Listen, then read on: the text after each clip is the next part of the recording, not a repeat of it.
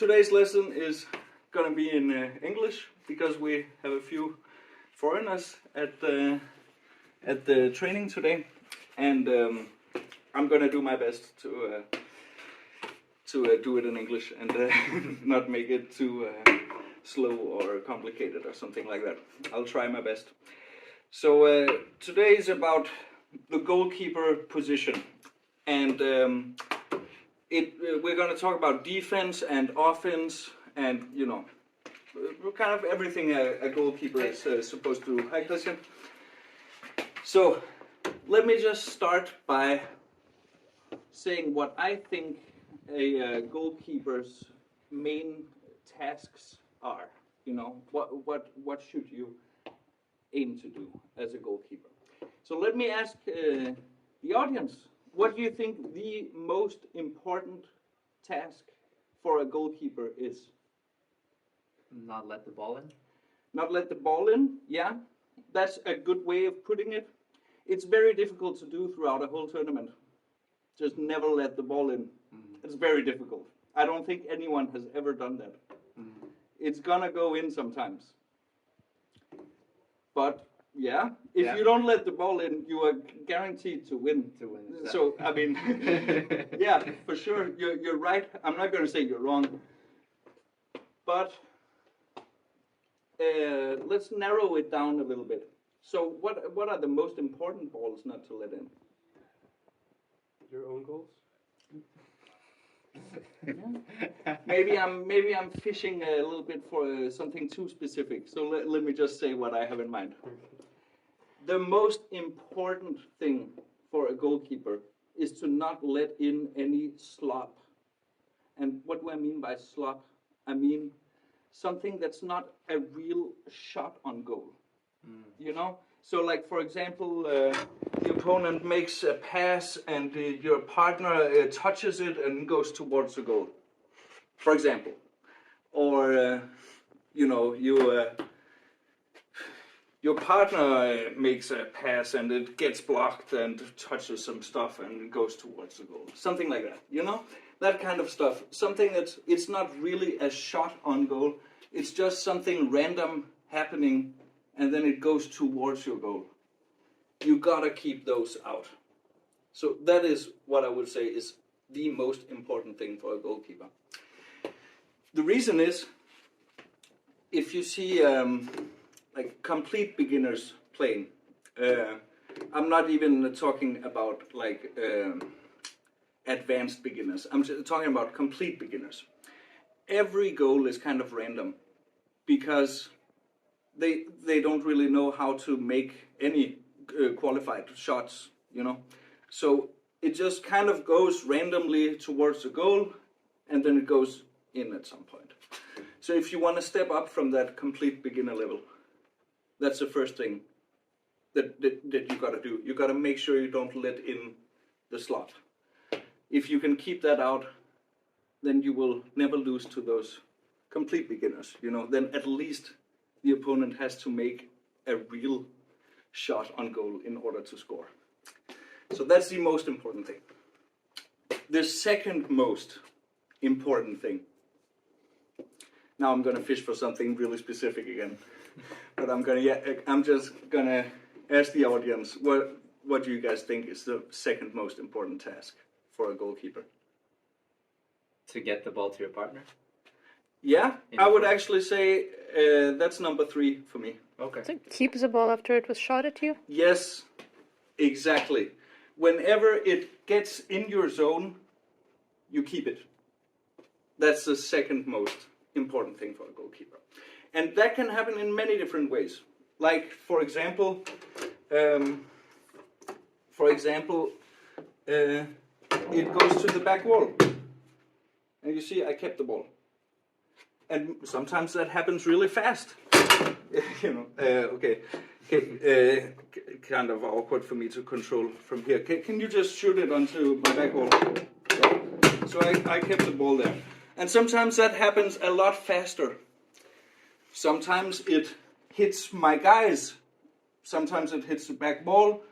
It can happen many different ways, but every time the ball comes into my zone, no matter if it hits my guys or the back wall, I'm always gonna try to keep the ball.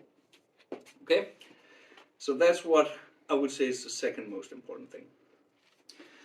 The third most important, you already said it. And get the ball to the partner. Yes, or score a goal Yeah. from defense. Even better, right? But if you can get the ball to your partner, that's also very good. And then the fourth most important thing is actually blocking shots from the opponent's attack, you know? So when the opponent has the ball here, the top players are very good at shooting there. If you can block them, that's great. But it's actually not as important as the three other things. Why not? I'll tell you why not. If the opponent shoots and I block and I don't catch the ball, it just goes back to him. He has another chance. It doesn't matter. It doesn't matter that I block that ball. It doesn't help me win the match. You see? It just makes sure that it takes more time for me to lose the match. But it doesn't actually help me win if I block and I don't keep it. You know? Let's say that the opponent shoots and I keep it. But I don't clear it. I just somehow give the ball back to him. Again, it doesn't help me win the match at all. So that's why actually defending, goalkeeping, is the fourth most important job for a goalkeeper. It's very important to get those priorities straight, I think, because I see a lot of people, a lot of goalkeepers who actually have a very good defense, and it's very hard to score on them. But they always lose to the good players because nothing good really happens after those blocks. It goes back to the 3-row either immediately or after you keep it and make a bad shot or something like that, you know? So it's good to block the opponent, of course, but it's even more important to make sure something good happens with the ball after that, you know? So let's just talk about those four things in order. And I'll give it a few tips for each of them. So I said the most important thing is to not let in the slop. Now, it's very hard to give concrete tips for something that can seem so reflex-based, right? But it's not just about having quick reflexes, you know? Because some people think that reflexes are something you're born with, and either you have very fast reflexes or you don't. And let me tell you, when I started playing foosball, I did not have fast reflexes, okay? I wasn't gifted in any way like that. But I tried to learn some habits that would optimize my odds of something good happening. Okay, so the first habit I would say is keep your guys close together. Okay, if I keep them like this, for example, when some loose ball is going on, I have to be very, very accurate in my positioning of these guys, right? Something random is coming towards the goal and it either has to hit like right here or right here. If it hits here, I'm not gonna take it. So that's why I would say keep your guys close together. Then you can sort of, if the ball is coming over here, you have both guys over here.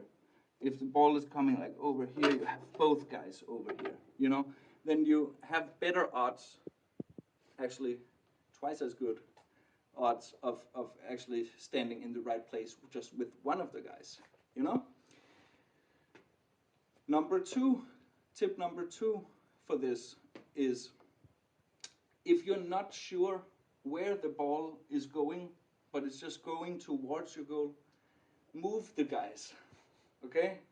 If you're not sure, like this is the exact right spot, then just, if you could see it just coming around here, just move the guy like around there.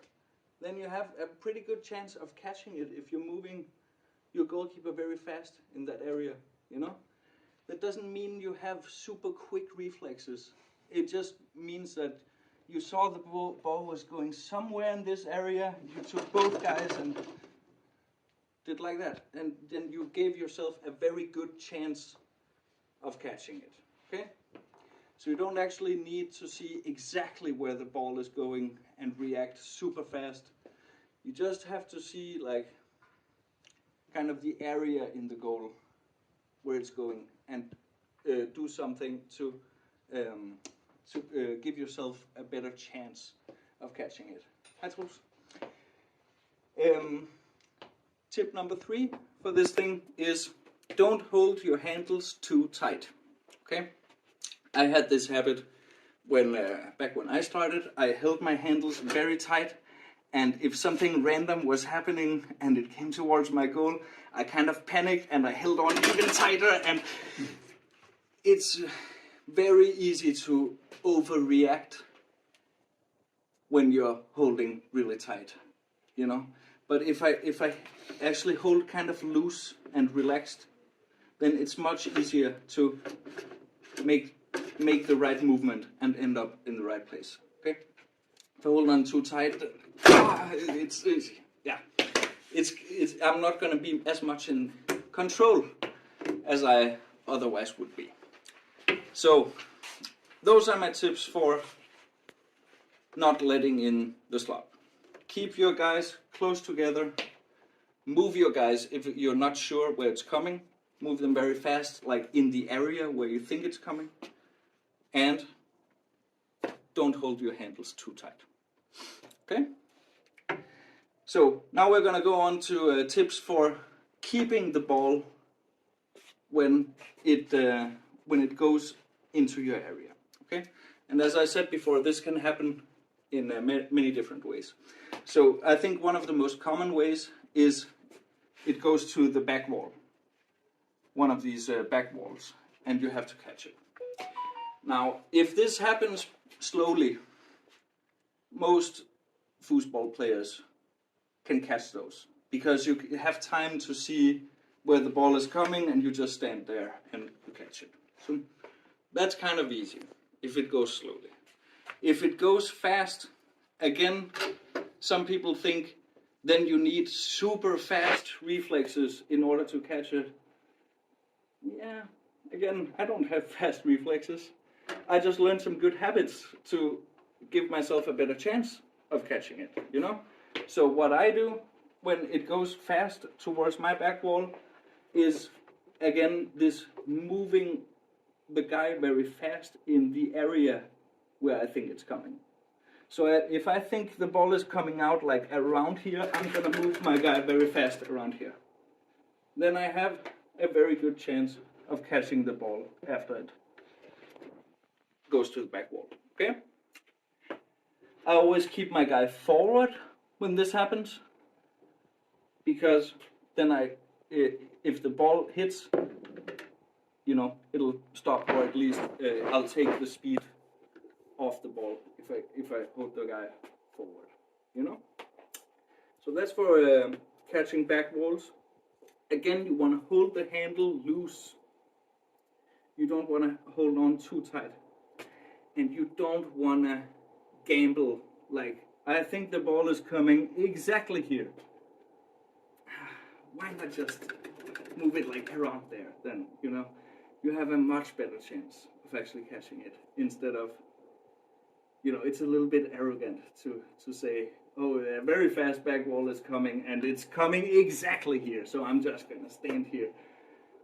Yeah, I mean, that's very hard to see, isn't it? But you can see that it's coming around here, and then you do this kind of thing to give yourself a better chance of catching it, right? So there's another way this stuff can happen, and that is if it touches one of my guys. Okay? So, first of all, let's talk about if it touches the goalkeeper.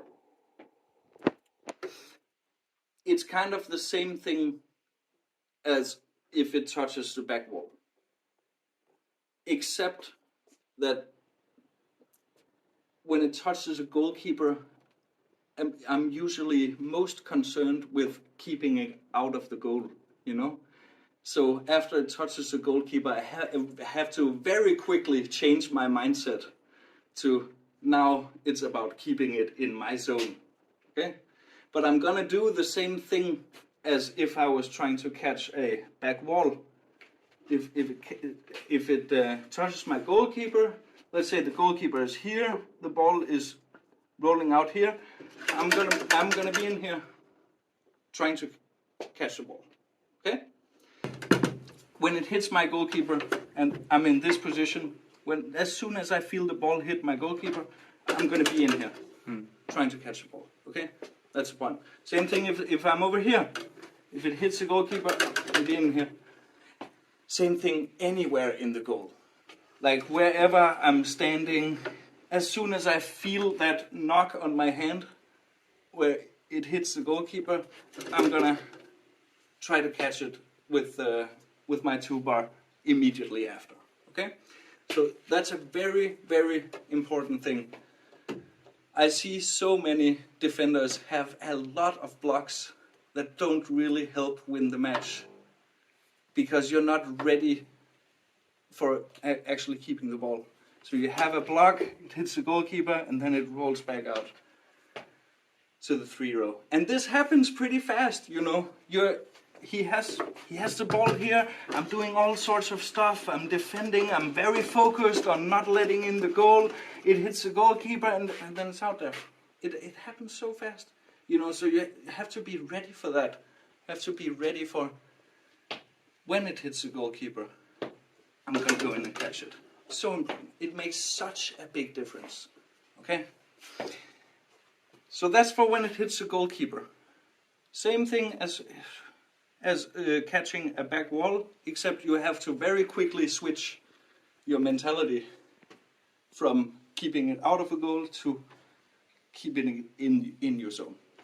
Now, when it hits your defender, that's much harder to keep it in the zone. It's much harder because, like, what are you going to catch it with? It's most of the time it's very quickly just going to bounce out there and there's nothing you can do about it, right? So again, there's some habits you can learn to optimize your chances. Now, I would say very rarely do I hold my guy straight like this when I'm defending, because it's just gonna kind of roll out quickly enough so that I can't do anything about it, but slowly enough so that he can catch it again here, right? What I sometimes do is I hold my guy forward, because if it hits my guy here, it's gonna go a lot faster this way, so it's gonna be harder for the opponent to actually catch it. If I hold my guy backwards, maybe I'll actually catch the ball when he shoots it onto me, right? If I don't catch the ball, then I at least have a little bit more time to react. And there's two ways that I can react, okay? One way is as soon as the ball hits my guy, I lift it. This may seem surprising. Can anyone tell me why I lift it? Then you take the momentum off it. Exactly. Exactly. If I move the guy in the same direction as the ball when it hits me, then, you know, it's too late for the ball to go under the guy because it's already touching the guy. But if I move in the same direction as the ball by lifting the guy, then I'm going to take the speed off the ball. So it's going to slow down and then I can catch it. Okay? Sometimes when I'm holding the guy like this backwards, sometimes I have time to do that. Lift it and keep it. Sometimes I can sense, there's no time for that. I didn't react in time. So what do I do then? I just shoot. You know, if I can sense very quickly, there's no time for me to keep this ball, I just shoot. Because that's better than just letting it roll out to him. If I shoot it, then it's at least going to be very hard for him to catch it. You know? So, when it hits the defender very fast, I'm not just holding my guy straight when I'm defending. Either I'm holding like this, so that it'll be hard for him to catch it when it goes out very fast, or I'm holding it like this, so that I can catch it. Either by lifting it, taking the speed off it, or if it's too late for that and it's already hit me and it's on the way out, then I just shoot it. You know, kind of like a Hail Mary, a panic kind of thing. But it's like a reasonable time to panic, because if I can sense that there's absolutely no way I can catch that ball, then that's the right thing to do. Just shoot at it. Okay? So summarize this. The most important task for a goalkeeper was not letting in the slop. I've given some tips for that. Second most important thing was keeping the ball in your zone when it gets into your zone. I've given some tips for that. Now we're going to move on to the third most important thing, which is the offensive play when you have the ball down here. That's quite a long chapter, so let me just hear now. Are there any questions for what we've been going through so far? Yes? When the ball hits the back wall Yes. and goes back, you need to shake your man to have more time, a bigger field to catch it. Yes. But if you're really unsure where it goes and that field becomes bigger, where you don't know where it's going to be, Yeah. is it then better to do a large area or still a small area? Large area. Even if it's Large really area, narrow? and you just and if you relax your arm and you don't hold the handles too tight, you can actually do that very fast. Okay. And you'll have a pretty good chance. Okay. But also, when you play a lot of foosball and you get more and more experience, that area will naturally become smaller, because you get a better feel for the game. You get a better feel for what's gonna happen in half a second, like what could happen, you know. So yeah, I would say try to cover the entire area where you think it could be coming, but that area is gonna get smaller with experience. Okay. It's gonna get narrowed down to like an area this size, I think. Okay. Something like that, Okay. with experience. Yeah. Okay? Yeah. Any more questions? Yeah. Yes, Mary? Yeah, I just had kind of a suggestion for a drill, because Anya and I were practicing kind Yeah. of for this specific thing of keeping the ball after it bounced off the wall. Yes? Basically, we just both stand in like defender position, lift all the other guys, Yeah? and basically try to defend the goal and shoot as hard as we can Yeah? at each other. And sometimes you shoot at the wall, sometimes you shoot at the goal. So you Yes. kind of practice this, that like you stop the ball and now you catch it. Yes. So that drill is called goalie war. Yeah. Except what you're saying is that you're not actually always trying to score. Yeah, we're kind of switching it up basically. yeah. In seeing if you struggle to Yes. catch it there, I'm gonna continuously shoot it there, then switch it up to the other side and Yes. kind of just practice it like that. It Very- helped a lot. We just did it like a few times and I see progress from it. Yes, So. very, very good drill. That's great. Keep going. Keep doing that. That's a really good drill. Oh, there's one thing I forgot to mention actually. It kind of happens rarely, you know. But this is about not letting in the slot. So we're back to the first chapter now. Sometimes the ball goes in the air, and sometimes it goes kind of towards your goal. You're not. Maybe it happens so fast that you're not sure whether it's gonna go into the goal or maybe right above it, but you're scared that it might go in the air into the goal. What I do in those situations, I roll the goalkeeper backwards. Because if the ball is going here and I roll backwards, I'm gonna shoot it out. This happens very rarely. But actually, I roll the keeper backwards maybe, I think at least twice every tournament I play. I'm not saying that that I actually hit the ball. I'm just saying that maybe the ball is going like around here. Maybe it's going above the goal. But I'm not sure. And just to be safe, I roll the keeper backwards. Have you ever made a save at that? Yes, Oh, right. I have Nice. at least 3 times, I think. Ooh. Yes, this happens. It's not super common, but it happens. And it happens very often that it goes in the air kind of towards this area. And maybe it doesn't go towards the goal, but I'm not really sure. So just to be safe, I roll the keeper backwards. Okay? And it's actually legal to spin it like that. Because it says that in the Foosball rules that you're not allowed to spin the ball more than 360 degrees before you hit the ball and 360 degrees after you hit the ball, except if it's an attempt to keep it out of your goal. So you're actually allowed to make a save with your goalkeeper like this. And in singles, you can also do it like this. This is sometimes a good way. Like if you're up here in a singles match and it's suddenly coming towards the goal, you can spin it like that, you know, and it's much faster than actually grabbing onto it and getting it to the right place. It's much faster to just spin it like that. So defensive spin is allowed. Okay. I have one comment. Yes. Because I think there was some pretty common situation that I've seen a lot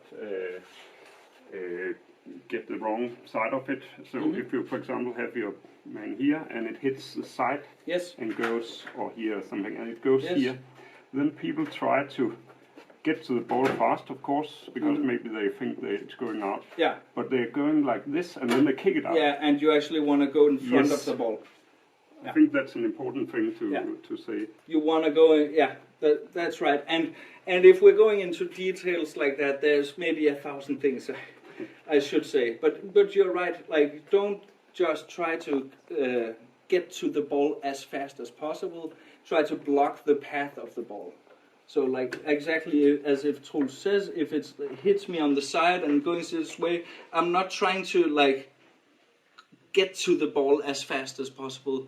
I'm trying to get in front of it and stop the path of the ball. Okay? So, yeah, good comment. Yes? I have actually one more question. Yes? What do you do with the goalie in case there's a bounce from the wall? Yeah. Of course, with these ones you try to catch it. Yes? But sometimes when the ball rotates like that, Yes? it can actually go back there. Yeah? Is there any strategy for where you are placing your goalie? You're talking about it hitting the back wall and spinning like this towards my goal? Yes. I don't think I've ever seen that happen. Or either spins, or if you cannot catch it, there could be a ricochet. Yes, yes. Goal. I have made some own goals like that. Like it hits the back wall, I catch it, I try desperately to catch it, and then I hit the ball into my own goal. Yes, that has happened to me, and I've seen it happen to other people. And my tip for that is relax. Okay? This kind of situation where it's going fast and you don't know exactly what's going to happen, that's a part of foosball. Don't panic. Just don't hold your handles too tight so you don't overreact. Hold them kind of loose. Keep your eye on the ball. Keep calm. And with experience, you let less and less of those sloppy goals in. That's just the general tip. I don't have a tip for specifically that situation. except like as soon as I can see it going towards my goal, I would do exactly as what I said about not letting in the slop. Cover the whole area where I think it might be coming, and don't hold the handles too tight. You know? So There's actually a similar situation. I don't think you would comment on it. If it actually hits a goalkeeper, and then it's yes, and jumps then to the it side spins and back. spins. Yes, Yeah. yes. And I think it happens more if you are into the goal. If you hold it like this, you can actually go to the side and Yes, block it. yeah. And actually, when I'm goalkeeping, the only time where I don't hold my goalie kind of forward is when, for example, I'm trying to cover this hole behind the goalie. You know, if there's a pass coming from here and I'm afraid it might go like in a small hole behind the goalie, then I'll hold it like this. You know, or if people are shooting from this guy and they can hit a super small angled hole behind the goalie or something, okay, then I'll hold it like that. But other than those situations where I'm trying to cover a super small hole behind the goalie where it's a very specific angle, other than those situations, I'm always keeping my goalie kind of forward at all times of play. Because, again, if it hits the goalie and it spins towards the goal, then I have more time to react. Same kind of reaction as just not letting in the slop. Just cover the area where you think it might be coming with some fast movement. Try to keep it out. Keep calm, you know. And also when I keep, for example, if I keep my goalie forward and I keep my defender backward, then you can see I actually made the hole between the guys a lot smaller than if they were like this, you know. So, like let's say that some angle shot is coming like in between the guys. If I hold them like this, I have a much better chance of stopping that shot. If I hold them like this, that hole from that angle is much bigger. So I like to keep the goalie forward and the defender backward. Sometimes I keep the defender forward, but I would never keep the goalie backward. I mean, that's idiotic. That's risky, very risky business. Okay, if you're blocking the ball, it's on your own goal line, and you're trying to scramble it out. Don't do that. Never do that. Okay. So, any more questions? Yeah. In what situation would you hold the defenders like this? In a couple of situations. So, for example, let's say the opponent has it on the 3-bar. And let's say that they are shooting towards this post, right? But they're not going all the way long, okay? Like, if they were, I would have to cover it all the way out here. But if I go like a little bit inside, and they're not going all the way long, if they're like, do you know what spray means? It means that the shot is like angled, but not backwards. So let's say this is an angle shot. If you roll the ball this way and you angle it back to where you were coming from. But the opposite of that is spray.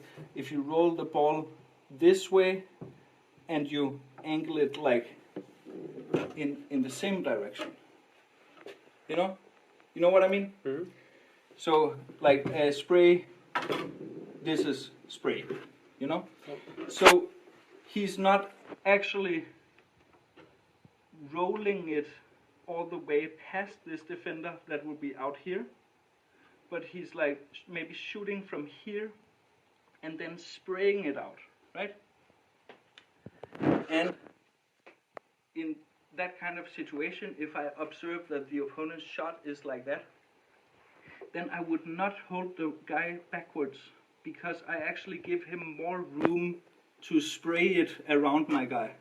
If I hold it forwards, then I take away that angle. Even if I'm in the same spot, there's more room for a spray shot around this guy than there is around this guy. But that's for the 4th chapter, which is goalkeeping.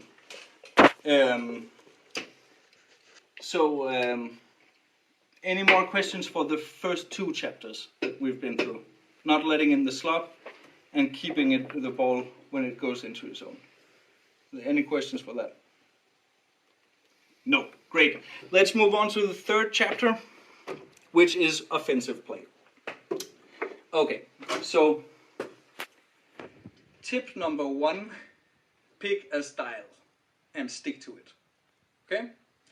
If you're a beginner, don't invent your own style. Just don't try it. It's not gonna work.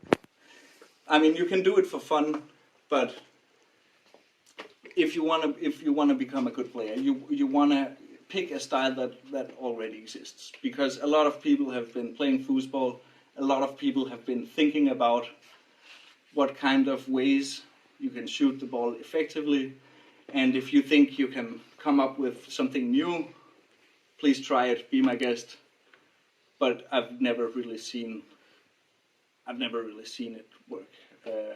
I mean, if you come up with something really genius, I mean, hats off to you. That's just great. Maybe I'll copy your style. But let me show you the existing styles. So, number 1, push shot. You set up the ball here, this guy. I haven't practiced all of these styles, so I'm just gonna give myself a whole lot of space so that I'm not trying to hit any small holes. And I'm just gonna try to show the point of each style. So basically the push shot is this, except that one sucked. That kind of thing, you know? You know what I'm trying to do, right? I'm not gonna pretend that I've ever practiced this because I haven't, but you know, towards the goal. And there are many options in that style. You can do like a pass towards this guy, that kind of thing, and your partner catches it. And you don't have to make a push shot. You can also just shoot the ball from where it's at, you know. Kind of what we would call a hoover in Danish. I don't know the name for that in English. And you can do all sorts of lengths of the push shot. Like you can push it short and spray it. You can push it to here and shoot straight to the short post, or you can push it very far, shoot from here to the long. Or, you know, and you can both make like straight and sprayed shots. So again, by sprayed, I mean this kind of thing where the angle is like that, or straight like that wasn't really straight. Again, I haven't practiced this style, but you get the point, right? And with all styles, you can make thank you. You can make sprayed and straight shots. Style number 2, pull shot. Same thing, but from over here, you know? That kind of thing. There was a sprayed one, super long. You can also shoot it more straight.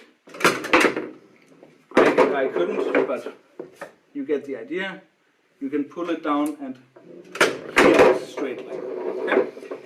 Okay? When you do these shots, I'm not going to pretend to be an expert on these shots. I'm not. I've never really played these styles. I'm not going to pretend to be an expert, but I have noticed some things that the good players have in common when they shoot like this. So number 1 is they don't let go of the ball. And by that I mean, you see, I pulled and I let go and then I shoot. Okay? No matter how fast you do it, They don't really do that, the good players. They keep contact with the ball. Like that, okay? Of course they do it much faster than I just did. But they always keep contact with the ball. Except if they are doing what you call a two-stroke. And the only, actually a two-stroke is like when you let go of the ball on the way before you shoot it. And the only reason you would do that is to shoot straight, okay? So for example, if you're trying to go long all the way over here, like all the way down here, and just hit it straight, then you might do a two-stroke. I don't really think I can make that shot, but let me try. Yeah, I don't think that's gonna happen. I'm just gonna try one last time. That kind of thing. You see, I let go of the ball in order to hit it straight. I didn't really execute it. And then, of course, you can also do passes from here. I mean, it's very easy to pass the ball straight, like that, you know? And you can also like kind of go around the ball to get it to the wall, right? And this also applies to push shots. You can do this pull kick or push kick where you switch guys. That was terrible, but you get the point. You get it to this guy so that you can shoot it, right? And if you practice this style, you can do it much faster than I'm doing it. But that kind of thing. That's a pull kick. And you can also do that if you're playing a push shot. Okay? Now, bear with me because I'm showing you a lot of styles that I haven't practiced. So bear with me that I'm not executing these shots, but you get the point. Okay? Now, so that was push shot and pull shot. You set the ball up here for push shot or here for pull shot. Now, if you set up the ball here in a pinned position, then you can play pull side, which is not the same thing as a pull shot. You can do this with a closed hand or an open hand. And the same thing over here, you can do a push side shot. You can also do that with a closed hand or an open hand. It's pretty uncommon for defenders to play open hand push side, but it happens. I've seen some good players do it, like Nelson Darocha, for example, a French player. He plays open hand from the push side, but there's not a lot of people who do that. I'm going to show this stuff from the pull side because that's where I play. So I think the most important kind of shot from here is the hoover. Okay, and with that shot, you want to be able to hit the entire goal. You want to hit it, be able to hit it short and long and middle and kind of different angles, you know. So that's kind of long, too long, and that's short.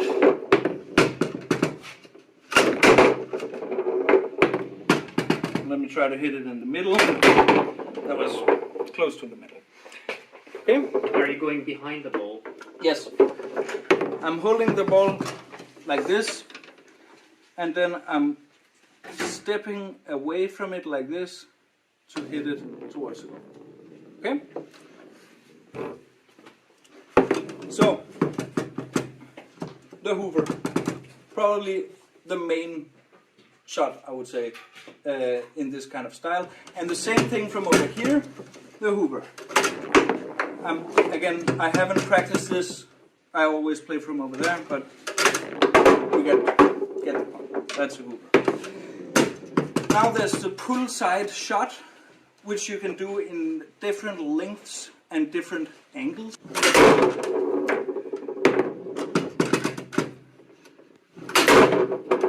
And there are many angles and lengths you can do this with.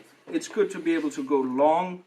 It's good to be able to make a shorter ball movement and spray it long.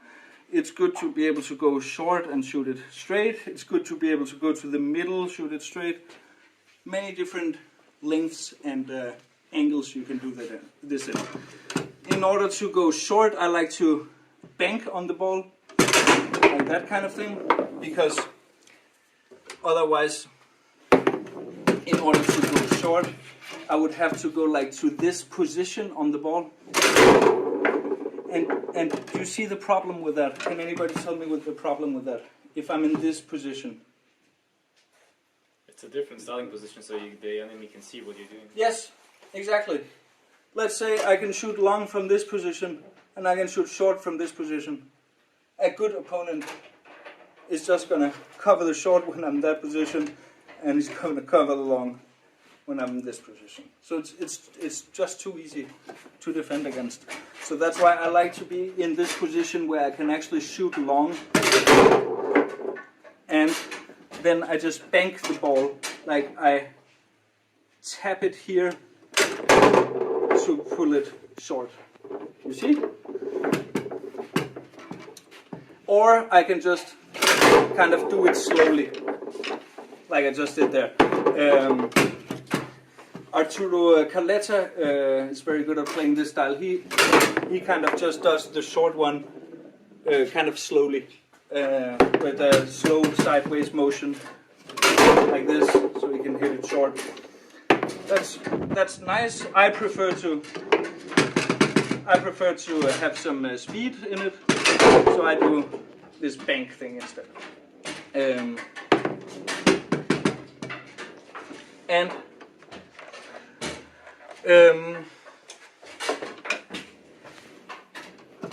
Now, some people are very good at reacting to sound, so when they hear this knock on the ball, maybe they know that I'm going short. Wow, right? So there's a lot of tells you can have. That's why I like to practice the different lengths also with a bank. Not because I need it in order to make the shot, but just so that this sound doesn't give me away, you know. So I like to do different lengths with that boom sound on it. Okay. And you can also do. I don't really do that, but you can. You can also do this where you switch guys. Now I can't do that very fast, but some people can, and they should just take advantage of that. I am better at, I think, just going long. Like you see that I actually put this guy all the way to where it can't go any further. I think I'm better at that than, you know, switching guys. So I just try to do that instead if I want to go long. That kind of thing. Okay? And all of this can be done from over here. You can do all sorts of lengths and angles on this. I'm just going to show from over here. You can also like do these spray shots. I just sprayed it long, even though I didn't move the ball very far. You see? So it's good to have these different angles because there are different ways that the opponent can defend. Let me just try and show a little bit. It's very common for the defender to cover the short hole. It's not like they always do that, but let's say they give me something like this. You know, there's a lot of space in here. Like if I can go long enough, that kind of thing. So a lot of people try to defend that with the 5-bar. Then I can go inside this guy and spray it to the long instead, like that. Then if the defender tries to go to the long to catch the spray, then I can just not spray it and just shoot it straight down the middle. You get the idea. You want to have different lengths, different angles for different situations, right? And a lot of the time there's going to be space for this hoover. If the defender blocks that, then there's space for a longer one. A lot of the time that's going to be there. And if they want to protect it, they kind of almost need to stand like right in front of the ball, with this guy. There's also this aspect of it that when I do the hoover, I make this movement, right, first, in order to shoot the ball forward. And none of my other shots start with that movement. So something I like to do is just do that movement and then shoot. Okay? Because if they try to react to the hoover, they're going to react to that. And then there's going to be space for something else. Okay? Now for the passes, I like to do a pass where I go this way around the ball, because it looks like I'm going pull side, you know, I'm pulling the guy this way, just like when I'm shooting. So that was not on purpose. So I think the most important pass is to hit it between these two guys, like that, because a lot of people have this reaction that they go down here very fast if you make a pass. Okay? Some people don't have that reaction, but oops. I think the most important thing when you pass is to be able to hit between those two. Okay? If they go and protect that, then there's space at the wall. And if they're kind of protecting those two, then there's also space inside this. I like to do like this kind of pass for that. And also sometimes if they give me like a long hoover, but the defender goes and takes it, then I'll sometimes just make it a little bit softer so that my partner can go in and grab it. Okay? So that's kind of my system. There's some alternative things that I sometimes will do if things are really not working. I could try to make a bank shot. Like it's very rare that I do this, but that kind of thing where I'm trying to hit this bank into the goal. It's very rare that I try that. And if I ever try it against you, then you know you're doing something right, because it means that I'm in trouble or I'm showing off. One of those two. And I could also, I never do this, but you could also do it the other way, like trying to hit this bank and into the goal. Yeah, I can't really do that. All of this stuff that I just showed can be done from over here also, the push side. You can do it with open hand, you can do it with closed hand, whatever is easiest for you, right? And the last style I want to show is like, this is not really a Bonzini thing, but on the Leonhard tables or on other German tables, they do this bank shot system where they actually set up the ball here, maybe a little more here, and then they can hit from this position a bank there towards the goal and a bank there towards the goal, and they can hit some shots down the middle, and they can hit some passes down the middle, and they don't move the ball, they just stand here, and from this position they can hit this bank, from this position they can hit that bank, and then they just try to hide what they're gonna do. And this is, I do not recommend doing this on Bonzini. I can try to show it.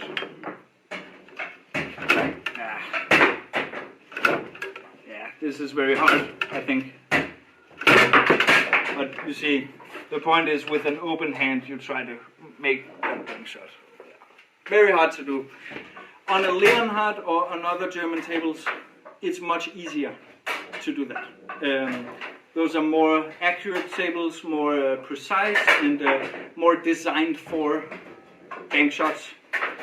Something that they kind of tend to do is they set up the ball in a position where they know that when they keep the guy all the way towards themselves, they know that they're going to hit that bank.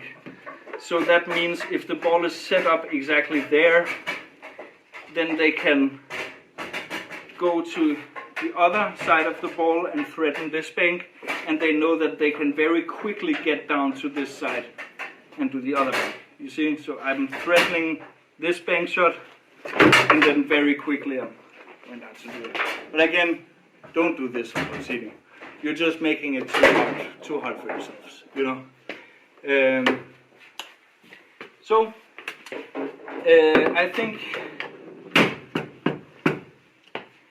I think that's all I have for offensive play. Maybe a few more tips is, first of all, I would say, like, when I shoot from this kind of position, I would say that 9 out of 10 of my shots are in between these two guys. Okay? In between the second and third man. Almost always. Because that's where the space towards the goal is. So if I don't make a pass, then I probably make a shot somewhere in between these two guys. And it doesn't really matter if they're here or there. You know, I'm almost always aiming for that hole in an angle where this guy cannot take it. You see? So for example, right now there's space for a hoover in between those guys. If he goes and covers that, there's space for a pull side shot in between those guys. There's always gonna be space for something in between those guys, you know? And if they are really extreme about going a lot that way, then I'll hit this hole instead with a long.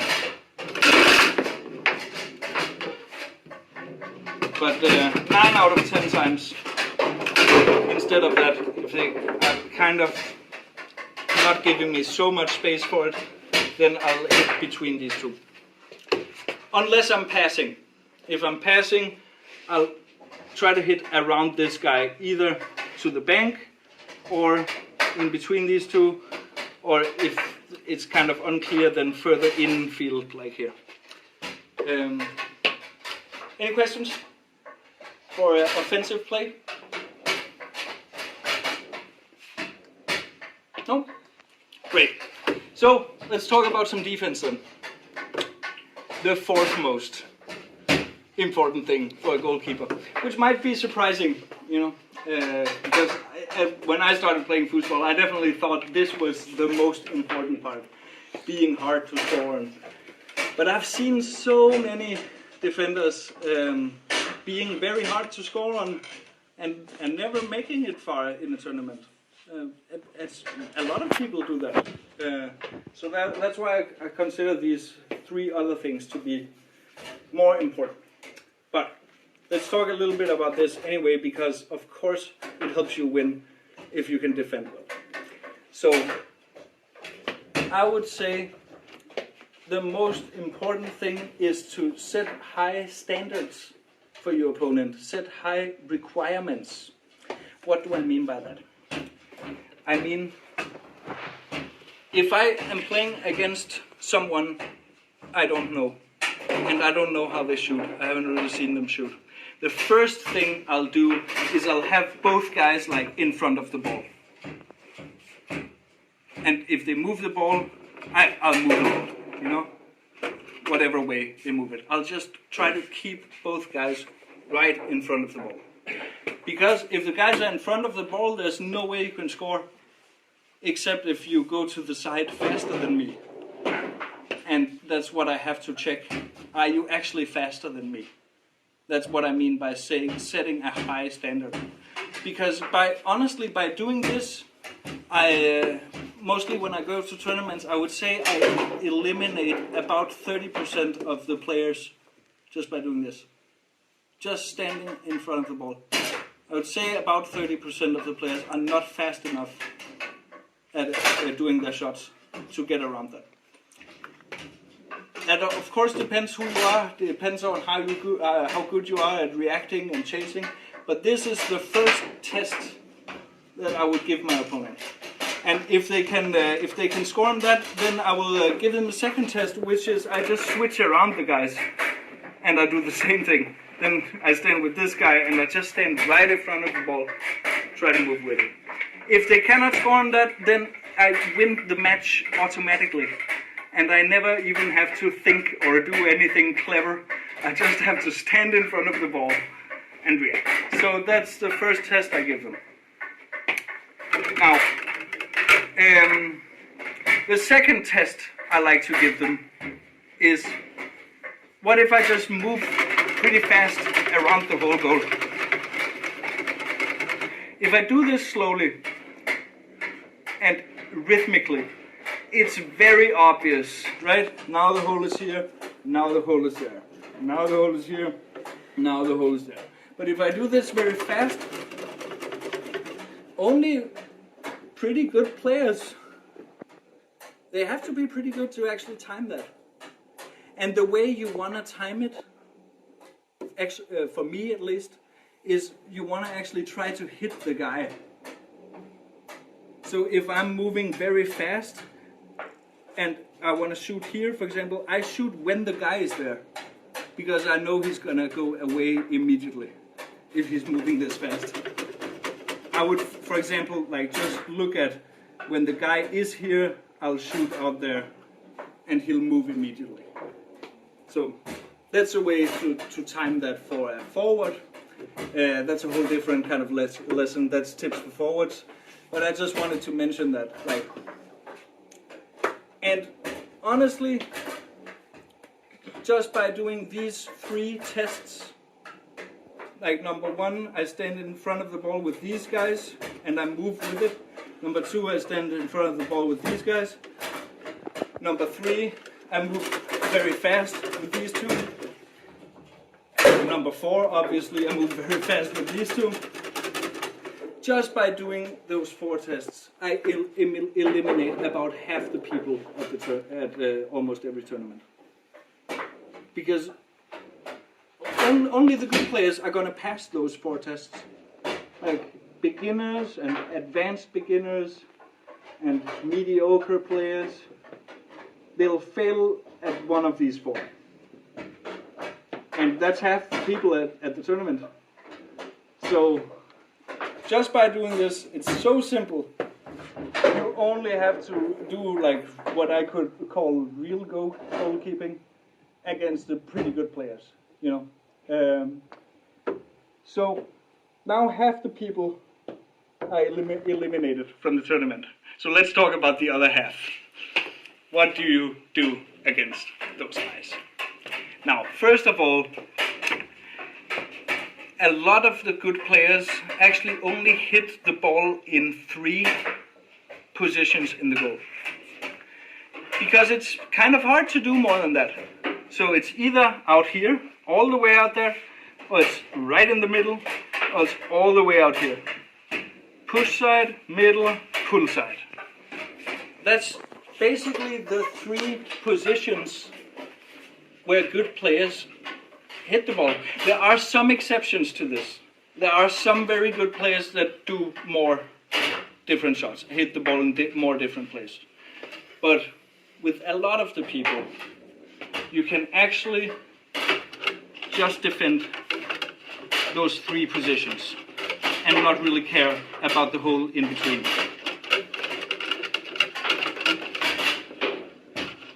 You see? That's not going to block them every time. But again, defending against the 3-row is the 4th most important thing. And if you can just block a strong opponent half the time, and you don't let in any slop, and you catch the ball every time it goes into your zone, and you produce something good when you have the ball, then if your partner is playing a good match, then usually it's gonna be good enough to block them like half the time. You don't need to try to block them every time. Okay? Usually it's gonna win the match. If you do the other more important things right, it's gonna win the match to block them half the time. Now, this, I don't actually remember what this is called in English. In Danish we call it trepunktsopdækning. So I think in English it would be called a 3-point defense. The one I just showed. You defend this spot, this spot, this spot, and you don't care about the rest of the goal. That's what I just showed. That only works if they are actually only shooting in those 3 spots. Like if they're shooting in more spots, you know, sometimes some people can do a short shot in between these 2. Then you can still kind of do a 3-point defense, but just with a little bit of movement, you know. That this is kind of close to a 3-point defense with some more movement, you know.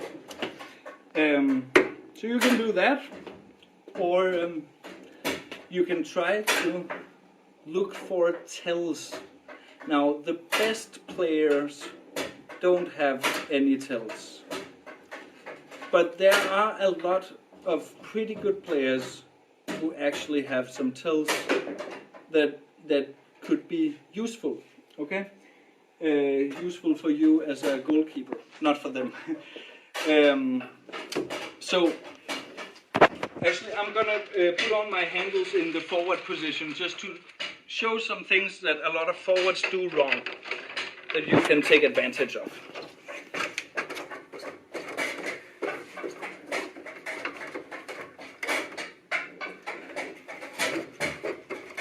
Now, I'm gonna exaggerate this a little bit because we've already eliminated 50% of the players at the tournament by doing 4 simple tests, right?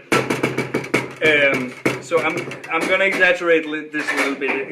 If the top 50% are doing this, it's not gonna be as obvious as what I'm showing you now. But just to show you the point, let's say I play like this.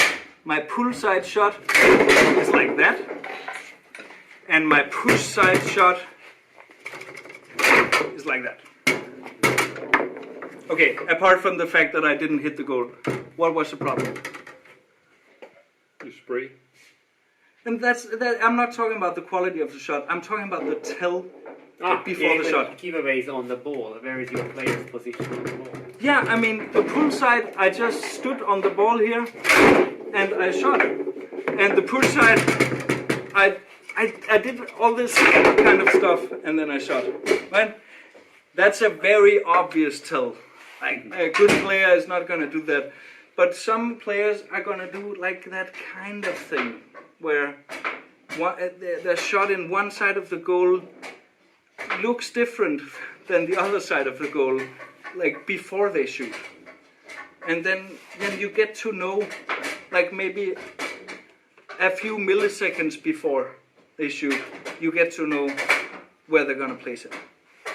If you are if you pay attention to this stuff, it doesn't have to be as obvious as what I just showed. It can just be something small. Now another thing they can do wrong is like positioning on the ball. Could you maybe film this from over here? Because I think that'd be a bit easier. So let's say I want to hit the middle, and I stand like this to hit the middle. What's the problem? Can anybody tell me the problem? I'm standing like this. You cannot push it because you can only have a decent shot this way, but not this way. Yeah, but can you even have a decent shot this way? I mean, there's so little space for that.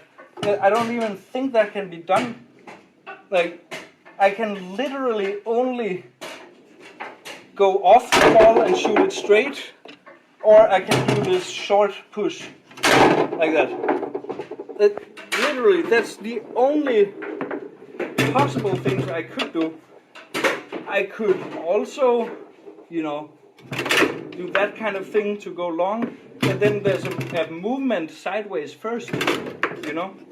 If I just want to shoot right out of this position, this I can only just go off the ball and shoot it straight, or I can make a short push in the middle, right? The same if I'm over here in this position. Like, what can I do? I can do a short pull side shot in the middle, or I can go off the ball and shoot it straight. But that's it, right? So if you pay attention to these things and you react quickly to it, you'll see that, okay, they're moving the ball around and now they're standing like this. And you'll immediately cover in front of the ball and in the middle. Immediately. Because a lot of the time you won't have so much time to react, you know. They're going to be like this and then they shoot. See? So, that kind of thing. You don't have so much time to think about it. But the better you understand the game, the more experience you have, you'll notice those things very quickly. Now he's in a position where his options are very limited. And I'll just cover those options. You know? So good goalkeepers react to those things very, very quickly. They have to pay attention to that. Positioning on the ball, are they limiting their own options? And do they have any tells? You know, there's a very typical tell from snake players, which is they're standing like this and they shoot in the middle. That was a terrible shot in the middle, but you get the point. Kind of slow movement and they shoot in the middle. Or you're covering the middle and they move like this all of a sudden. Then, like, my question is, can they move like this and then shoot in the middle? If they can, great. I mean, then it's not a tell. But if they can't, whenever they start moving so fast, you just open the middle completely. I know it looks dangerous. It looks dangerous to opening the middle this much. But if they literally cannot shoot in the middle because of the way they're moving the ball, you don't have to cover it. Then when they start moving it a little bit slower, you quickly react and you go to the ball. Of course, you have to quickly notice these changes. But if someone is moving like this and you've never seen them shoot in the middle from that kind of movement, then don't cover it. They shoot here or here. You have two guys, you can cover those two things at the same time. So why not? Or like this. You know, that depends. So that, pay attention to tells. What are they doing before the shot? Is it different from one shot to another? And also pay attention to how well the shot is placed. Because, like, let's say you stand like this. Of course there's a hole here. It's pretty small. I mean, you have to hit the shot perfectly to score on that hole. If they're kind of unsure about that shot, maybe you can stand there and actually cover this entire area. Then the goal is very small. You know? Like, then you only have to cover this area. And you can kind of leave a small area open there. That makes the goal smaller for you to defend, which is very useful. Also on the other side, let's say you're standing like this. Okay, there's a hole over here. Can they score in that hole? The best players can, but even the best players on a bad day actually can't. Like, it's a small place to have to score a goal. And if you notice that they're a little bit weak in this side of the goal today or always, they always adjust today, or just you can leave a little part of the goal open, and you make the goal smaller, which is so hard to score against. Like if you can get away with standing here and leaving a hole there, then it's instead of this size of goal, you have this size of goal against two guys that are moving around. Oh, that's hard, you know. So that's also again about setting high standards for the opponent to meet.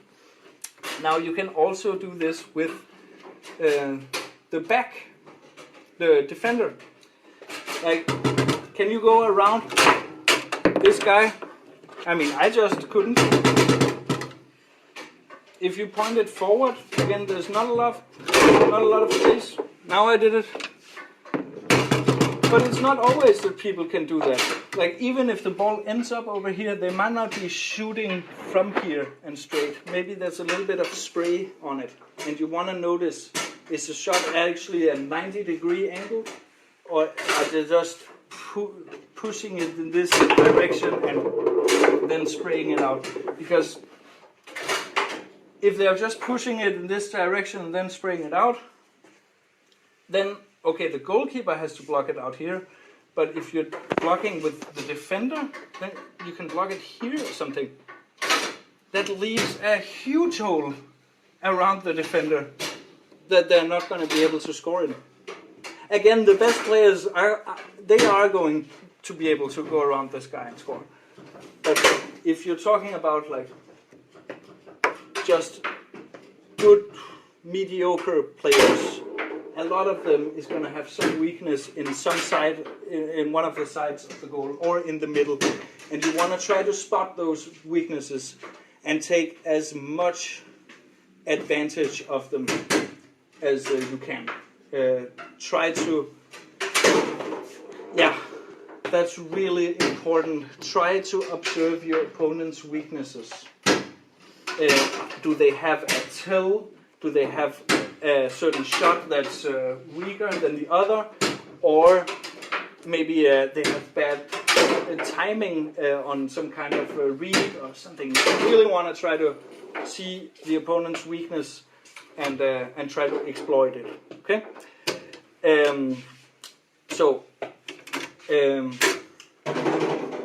What was I going to say now? Now, you know, some players don't have these weaknesses. Some players don't have tells. Some players don't really have a weak shot. Some players are really unpredictable, and you can't predict what they're gonna do. And their shot is always perfect. It's always fast enough, and there's no tell before it. Now those are top players. What do you do against someone who doesn't have any weaknesses and you can't predict what they're gonna do? Lose. Okay. Do you have an alternative answer? Not yet. It's kind of random where they place the shot, or they will try to. So then you become unpredictable. Yes. Yeah. That's exactly what I was fishing for. If I can't predict the opponent, then I'm gonna make it all about, can he predict where my guys are gonna be? You know? That's a whole different way of playing. Sometimes when I play against very, very good players, these are only the top elite players that I would do this against. But sometimes I'm standing here and defending and I'm not even looking at the ball. I'm just looking at my guys. Because I know if I look at the ball, they'll confuse me. They'll make me think that they're doing one thing and then they'll end up doing another thing and I won't have time to react. And when that happens, when the opponent is that good, sometimes I'll just defend without looking at the ball. And I'll just look at my own guys. Like, yeah, you do your thing, I don't care. I'm doing my thing and I'm gonna make it unpredictable. you know? And by doing that, nobody can score every time. Not even the elite world-class players. Nobody can score every time against that. Now, you don't have to score every time to win the match. But like, if you have just, again, let's say 50% blocks, and you don't let in the slop, you catch the ball when it goes into your zone, you produce something offensively when you have the ball, and your partner plays a good match in the forward position. If all those things are happening, you don't need that many blocks often. Like, so if you can do it random, if you can make it random and unpredictable, that's gonna be a very useful tool to winning the match. You see? Now, there are a few systems for goalkeeping.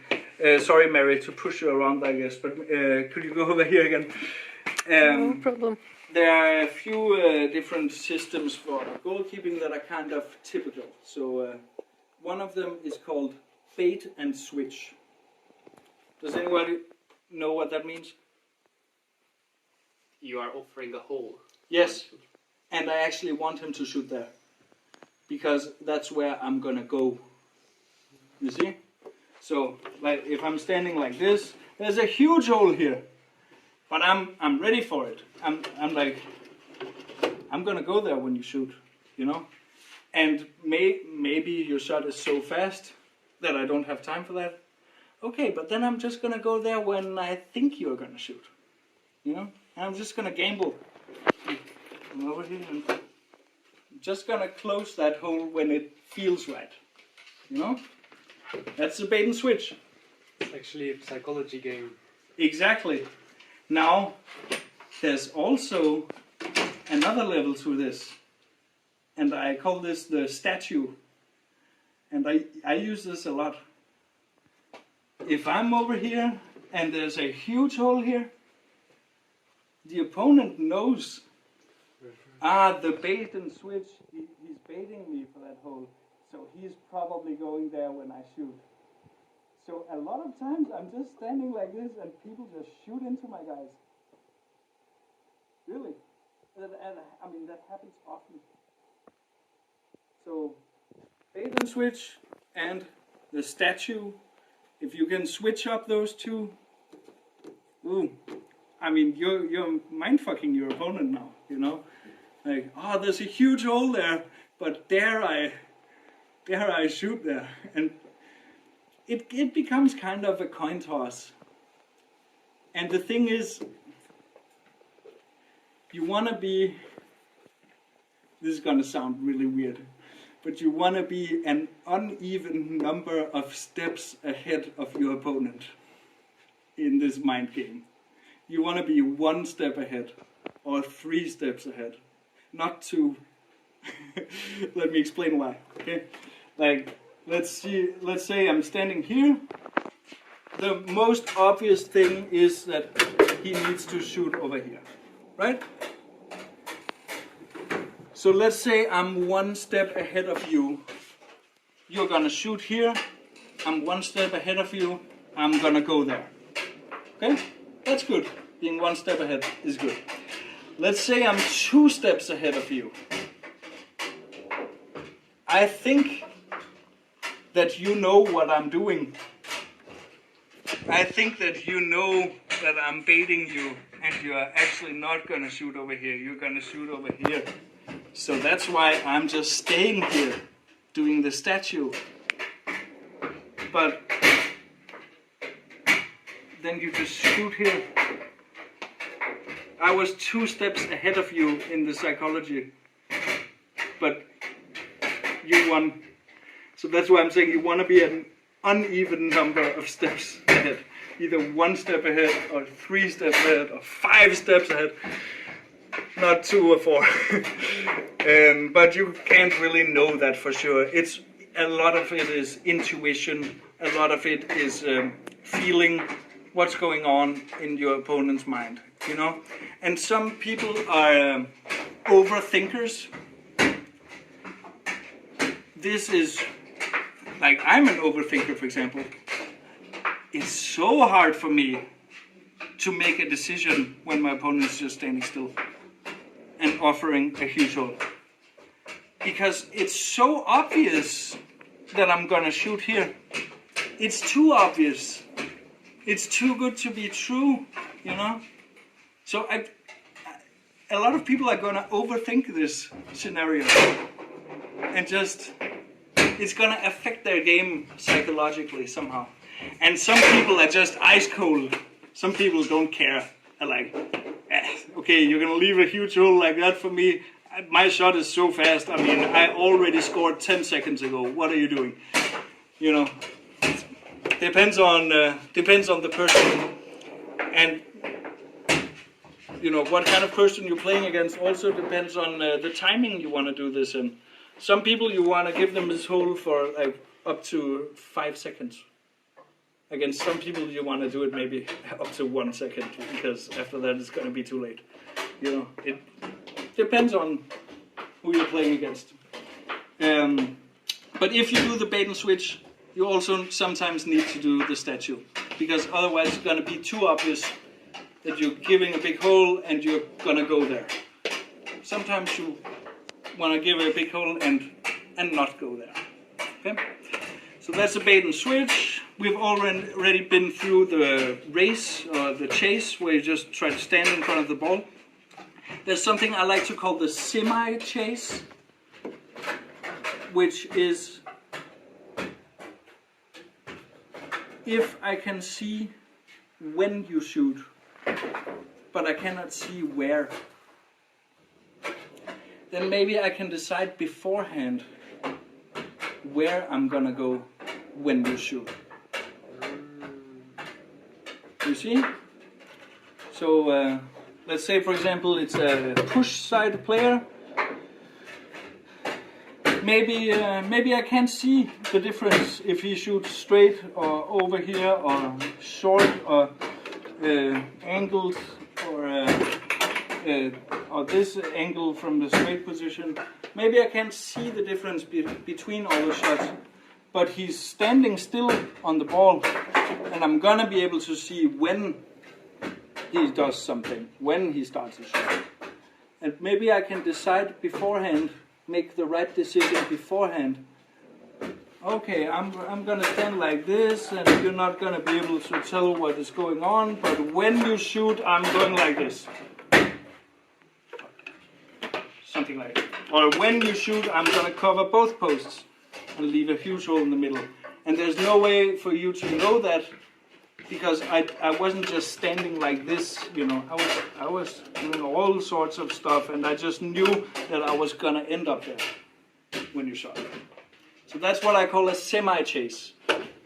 You're fast enough to see that the opponent is making a shot, but he's too fast to see which shot. You can still make use of this timing element, that you can see when the shot is coming. So then you can make use of a semi-chase. So we've been through the chase, semi-chase, bait and switch, 3-point defense. We've talked about exploiting your opponent's weaknesses, like tells or weak shots or overthinking. I think that's pretty much it. I don't think I use any more tools actually in this when I play tournaments. One thing I would say, maybe that's the fifth most important thing for a goalkeeper, is try to feel what your partner needs. Because a forward has a lot more tasks that he's working with than a goalie does. Okay? Like, he has to play defensive midfield, he has to play attacking midfield, he has to defend against the goalie shooting. He has to score against the goalie here. There's all sorts of loose balls that he's trying to catch. He's trying to catch good passes. Not only does he have to make good shots and good passes, he also has to read the opponent's defense at the same time. It's a lot of things a forward needs to do. And sometimes from the goalie position, sometimes you can see something very obvious that is not so obvious while you're performing these tasks. So let's say that I'm standing here and I have the ball and the opponent is doing something that is kind of easy to read, but maybe I'm looking too much at the ball, or I'm thinking too much about I'm gonna do this now, and maybe I'm not really observing what the goalie is doing that is so obvious. But me standing down here, looking at that, if I see something that keeps repeating itself, I'll take a time out. I'll tell my partner, hey, it's okay that you're not noticing this because a lot of stuff is going on, but this thing is happening very consistently, and you can take advantage of it. Take a time out, give your partners some advice if you have a concrete observation.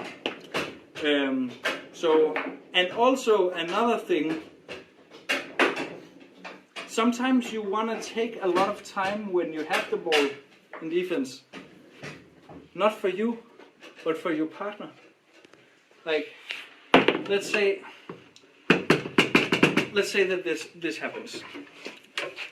My partner is up here, he has the ball, he's shooting, and it doesn't go in. And the ball goes around and it ends up in my zone. Maybe he's still thinking, damn it, I missed that shot. And then I shoot. Okay, new thing. Maybe he wasn't really ready for that. So you need to also feel what your partner needs. Does he need you to just stand on the ball a little bit of time, dry your hands, maybe even take a time out, something like that. Even if you don't need to use all this time, sometimes your partner needs you to do that. So I would say that's the fifth most important thing for a goalkeeper. Feel what your partner needs. Sometimes he even tell you. Yes. Like this, and then you should listen. Yeah. Yes, definitely. Because it is difficult to play forward. I just told you like the top 4 most important tasks for a goalkeeper. I can't do that for a forward. There's too many things you need to be able to do well, and it's not so obvious what the most important thing is.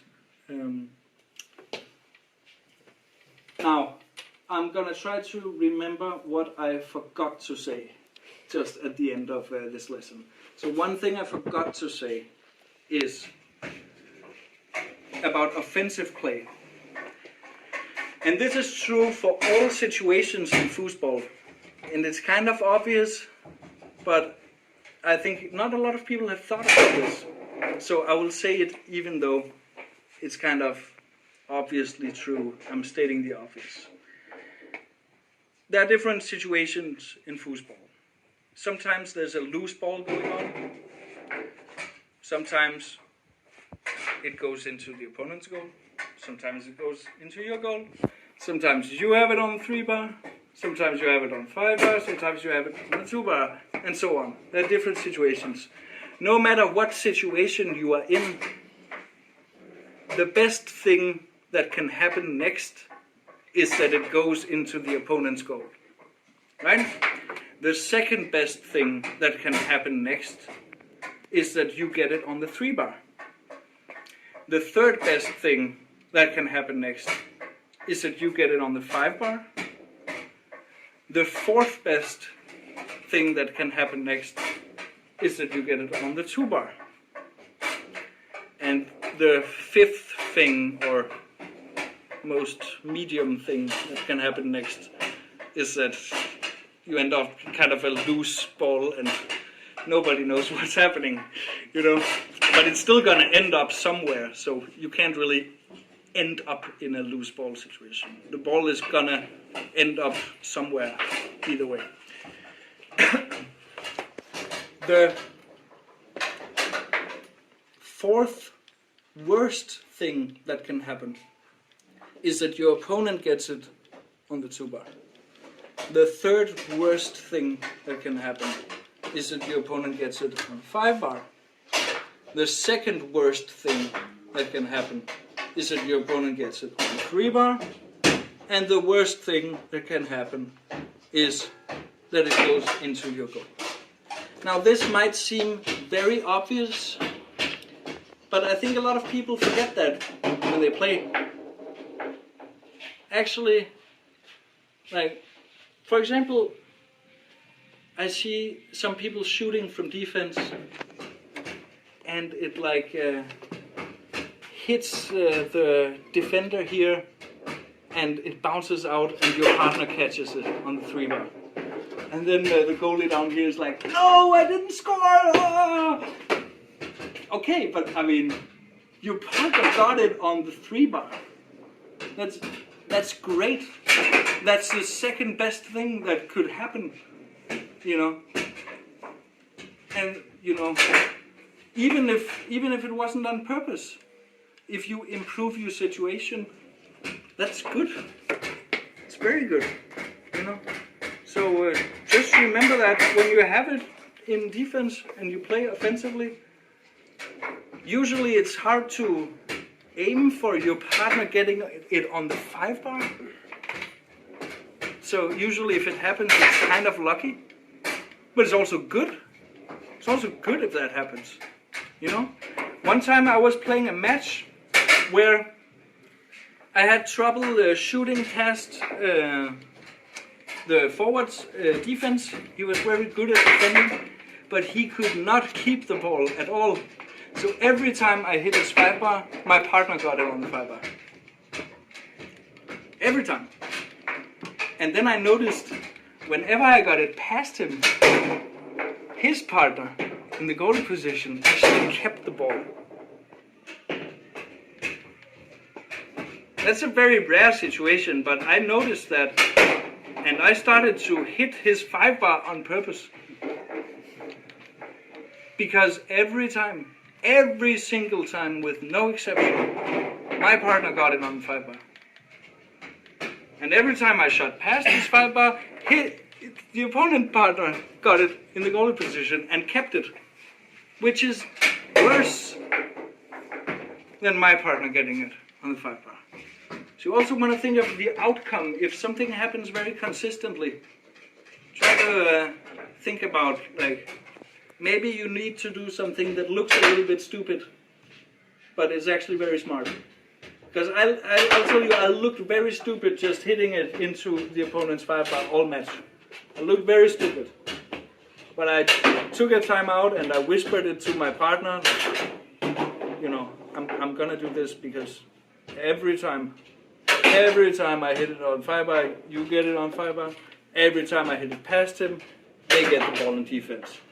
I'm just gonna shoot it into his 5 bar. And my partner agreed. Great, let's do that. As long as it works. If it stops working, I'm gonna stop doing it. Of course, it worked all match. And the opponent after the game said, wow, you had a really hard time clearing the ball. You couldn't get it past me at all. And I was like, yeah, but we won. Because I did something that actually helped us win the match. Because I thought about what was happening.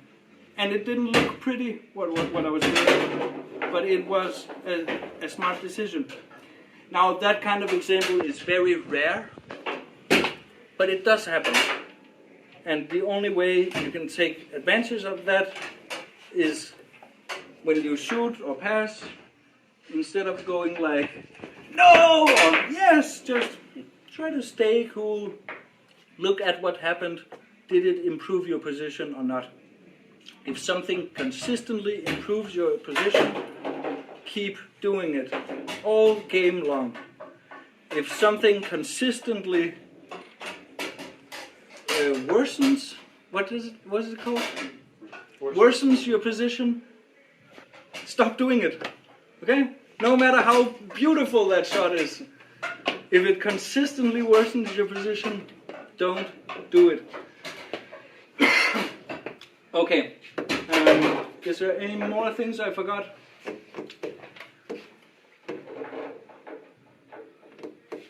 I think that's it. Are there any questions? I have a small thing.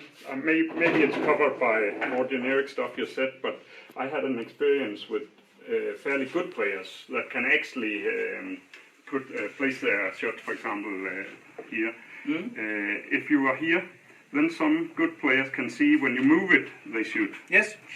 So I found out you could do like this, Yeah. and then they actually shoot on you. Yes.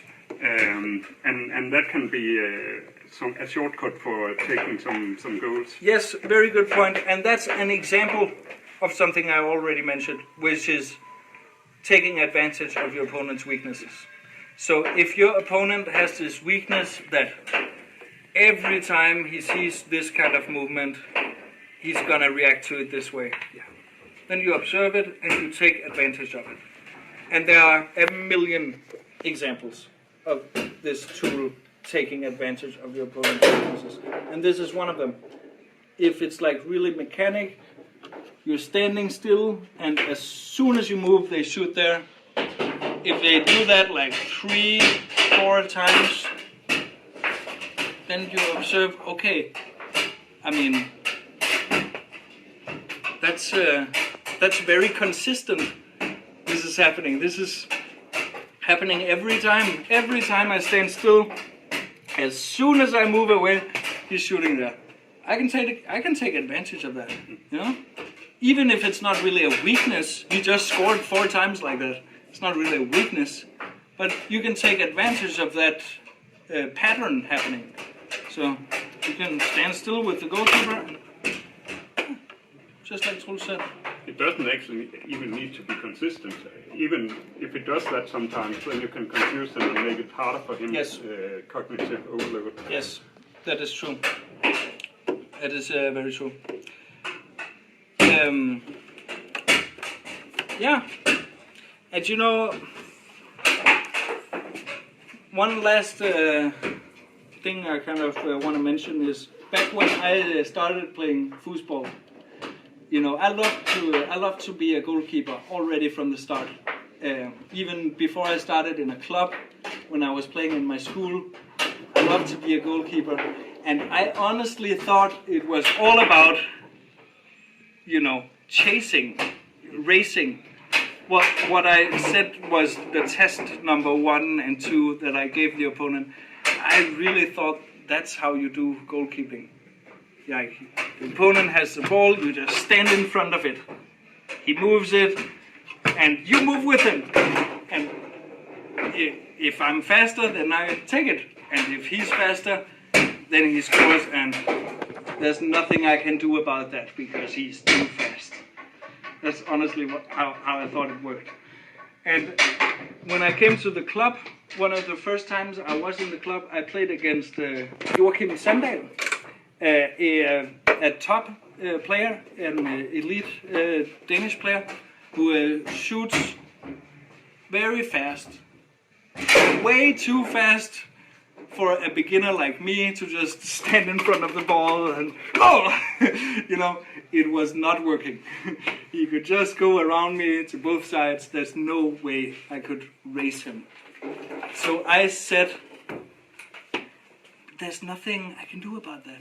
You know, I remember I was standing like this, and he shot a push side, and I didn't even see the smoke, you know, and I said to him, there's nothing I can do about that. I mean, that's not fair. What am I supposed to do? And he said, you can stand out there. And then I was like, yeah, okay. If I stand out here, can't score there, but then you can score here. And then he was like, yeah, but you can stand there. Yeah, okay, but then there's a huge hole in the middle. And he was like, yeah, you can't stand all 3 places at the same time. But you can stand in two of them, and you can make it hard for me to know which one you're gonna stand in half a second, you know. And I really thought about that. Like, even if the opponent's shot is just way too good to react to, I can still make it hard for him to figure out which shot to make. And I like that mentality. So no matter how good your shot is, even if it's unstoppable, the opponent still has to make a decision. Okay? And you can make it hard for the opponent to make the right decision. And that's what goalkeeping is about. As soon as you've done those 4 tests I've mentioned in the beginning, if the opponent can pass those 4 tests, then it becomes about decision making and confusion. Oh yeah, and one last thing. One very last thing, I promise this is the last thing. Optical illusions. Now, have any of you thought about this? Martin has. Do you want to say something, Martin? No. Okay. Let me show you something. Now, if we look at this from the camera angle, how much space would you say there is to score next to the goalkeeper? Like in this hole. Try to everybody go to this side of the table. Would you say there's enough space to score in? I know, but it's hard. There's way more on the left. Yeah. Yeah. But let's look at this space. Is there enough space to score from the 3-bar? From the illusion itself, I would say there's not enough. Yeah, I mean, maybe if you kind of hit the post and it ricochets into the goal, yeah. I mean, it has to be really, really precise. But Now- your player is standing like this, so there's more space there. Yeah, I but think, unless it's straight. But the thing is, the opponent is standing over here. Now let's look at it from over there. Can you take the camera over there? And everybody stand over here. How much space does it look like there is? A lot. A lot. It looks like there's a lot of space there. Right? Go back there now. I'm not moving the guy. How much space is there? It looks like this, but I think I just know from past experience that that is enough, kind of. Maybe, but, yeah, maybe but it looks enough, different. but it's Yeah. not a lot. Yeah. It's really, really not a lot. Yeah. Like, we can also do like this. Okay, let's say this is definitely not enough. Yeah. This is really not enough space to score in, right? Let's look at it from the attacker's point of view. How much space does it look like? Plenty. Plenty. That's an optical illusion. There's really not enough space to score in, but from the attacker's point of view, it kind of looks like there is. Now, I'm not saying this thing will always work. I'm just saying that sometimes you can do some psychological tricks, you know? Now let's look at this. Let's say I'm standing like this. Let's say I want to go around this guy and score in this side of the goal. Let's look at it from down here. How much space would you say there is? Is it enough? Can I go around here and score? Not with this guy, but with this guy. Looks like I can. Right? There's a little bit of space, not so much. Let's say I move it a little bit further in, like this. Now there's definitely enough space, right? Around this guy. Let's look at it from the attacker's point of view. It's very, very hard. It looks like it's very hard, right? But there's a lot of space there. I mean, you can easily go around this guy if you can shoot properly. But it looks it looks like there's not enough space when you're seeing it from the attacker's point of view. Do you agree? Yeah? So that's kind of the sort of illusions you can make. It's mostly about this side of the goal, I would say. With the goalkeeper, you can make it seem like there's a lot of space, even though there isn't. And with the defender, you can make it seem like there's almost no space, even though there is. So that's also a kind of thing that can make the goal a little bit smaller for you to defend. Small differences go a long way against an equally strong opponent, you know. This might be the decider on a 7-7 ball in the 5th game, you know, against an evenly matched opponent. I guess you can do the same in the other side, just in the opposite way. So it looks like there's no space, but in reality there is actually space, because so like I exaggerated that, but you put it here, Yeah. and to me it might look like I don't have so much space because I look from it here. So I guess it works both ways. Okay, I mean that's your experience. No. I didn't have any, but I just... Okay, but I mean, that might be true against some people. For me, when I stand in the forward position, this does not look like there's no space. I mean, this, for me, it's all about this side of the goal, actually. That's kind of what's hard to see for me, but maybe for other people, the other side. It might work. Yeah. It's just the opposite way of thinking. Yeah, it might work, but yeah, that's just how it is for me. Are there any questions for any of the topics we've just covered, or any comments that you think I haven't been through? Well, I don't. Did you talk about defending from long shot? How to cover short and? No, I didn't really, but I don't think that's just a goalkeeper's job. I think that's a team job. I actually have a question on this one. There are different techniques. One technique is that these rods and these rods are cooperating, and together they are forming a wall.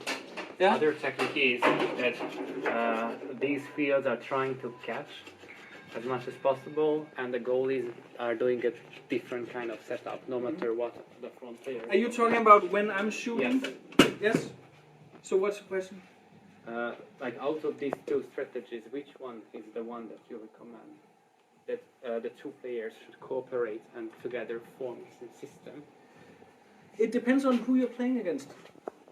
Because every player is like a unique puzzle that you need to solve. You know? So sometimes something that works against one opponent won't necessarily work against a different opponent. You need to be able to defend as many ways as possible. Because there's no one way that's just going to work against everyone. You know? Some things that work against Federico Collignon, the greatest player ever, something that works against him doesn't work against a complete beginner. Is a beginner better than Federico Collignon? No, I mean,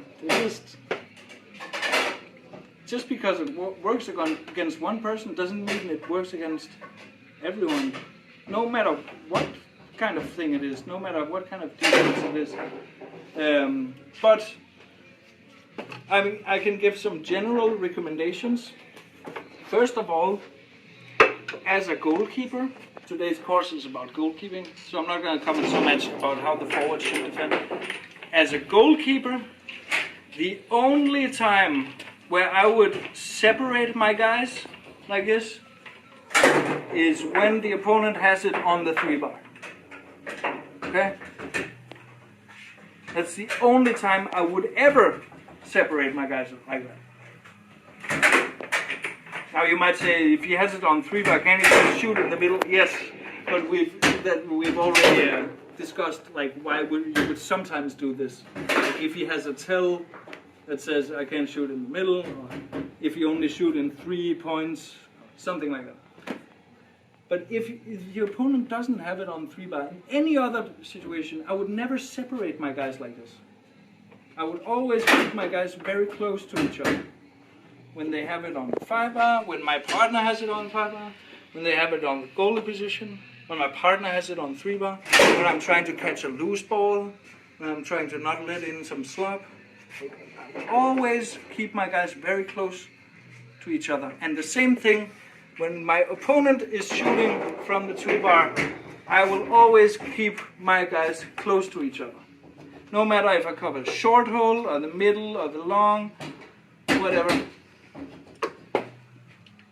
I have one rule. I will never let a goal in between my guys. You know, you can score on this side, you can score on this side. You cannot score in between my guys, except on the 3-bar. You know, but from all other places, you will never score in between my guys. So that's a general thing, I would say. Now it's also good to be able to see what your partner is doing. So, for example, let's say my opponent has it on the 2-bar. Let's say my partner is doing something like this. I can sort of see that if they want to go long, it has to be like a very big movement around this guy. So I'm probably gonna cover the shorter area here, you know? If my partner is like here, then they could shoot into this hole. I'm gonna be ready for that. If he moves the 5-bar, then there's a lot of space for the long. I'm gonna be ready for that, you know? So I wanna be able to see what my partner is covering and react to it in some kind of flow. Or you can talk to your partner and come up with a defense, like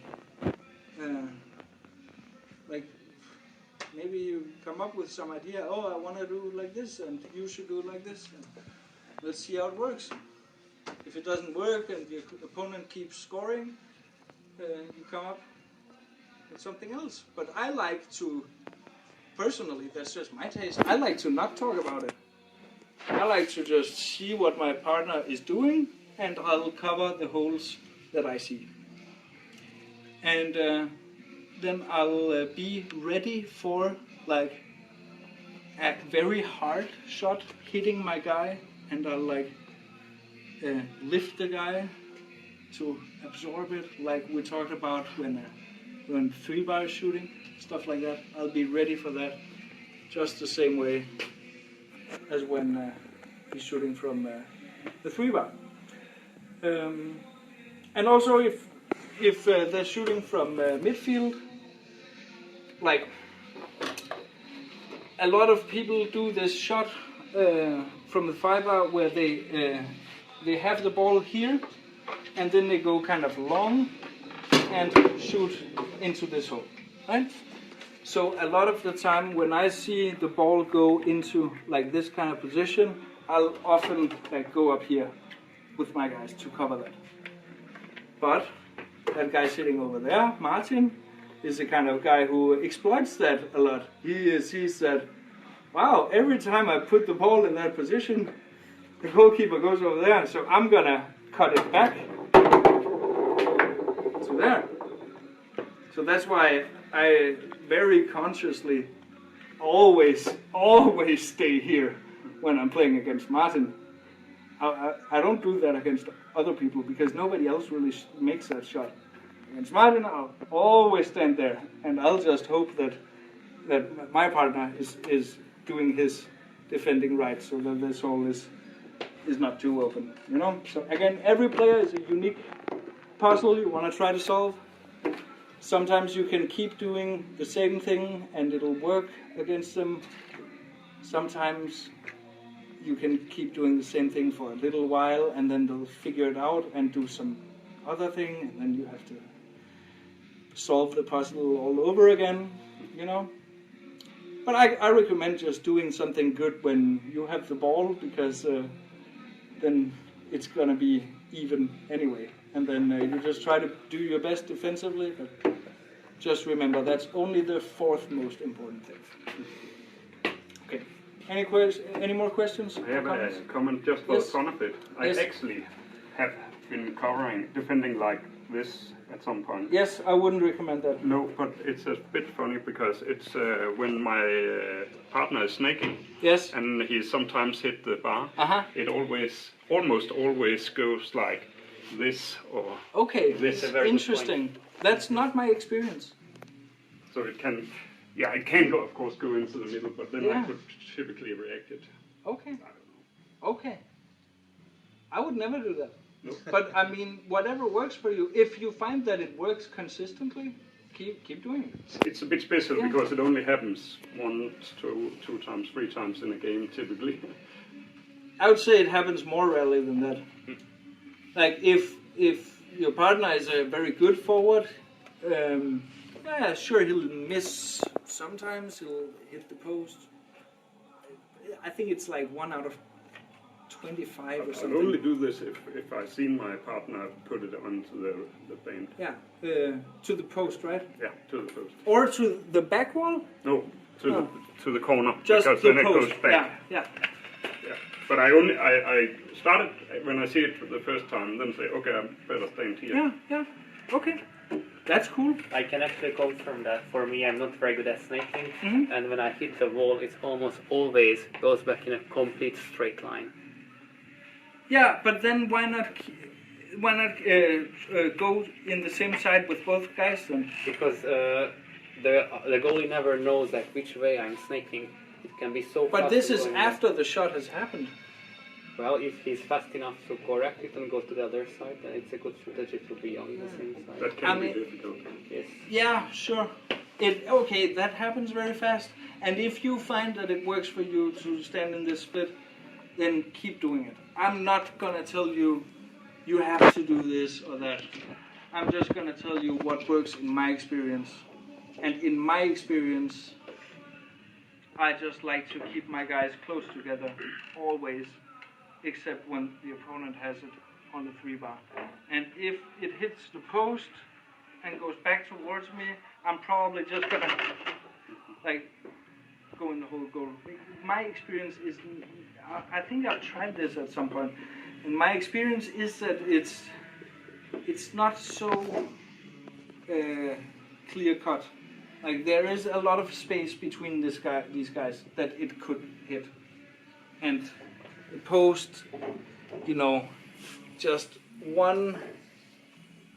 1/10 of a millimeter can change the direction the ball is going back in, and it's really, I would say it's very bold to just say that you can predict that it'll either go here or here. I don't have any statistics that will prove it. Okay. But I just find it typically that it goes in at the side, so maybe we should pay Yeah. attention. I mean, keep doing it. If you find that it's like pretty consistent, then keep doing it. We all have individual experiences. That is not my experience, so I do something different. But keep doing what works for you, and change the stuff that doesn't work. Just good general life advice, I think. Yeah. Any more questions or comments? I think it was very clear and well done. Thank you. All the information was very clear and well structured. Thank you. I'm happy about that comment. I hope my English was satisfactory. Very good. Very But good. when I go home and see this video and I have to put it on YouTube, then it's probably going to feel very embarrassing for me. But anyway, We don't have any native speakers here, so we're not complaining. Thank you. You're gonna Yeah. get a lot more viewers now from the English world or internationally, right? Maybe. A lot That's of new true. subscribers. Maybe. But I mean, the it's not title my is- channel. It's just the Aarhus Foosball channel. We're gonna be viral now. Let's put Yes. it on the map. Remember to like and subscribe and share. And visit Aarhus. Yeah. We'll go live, viral. Yeah. Anyway, let's wrap it up. Thanks for coming. And, I hope Thank you. it's useful to you.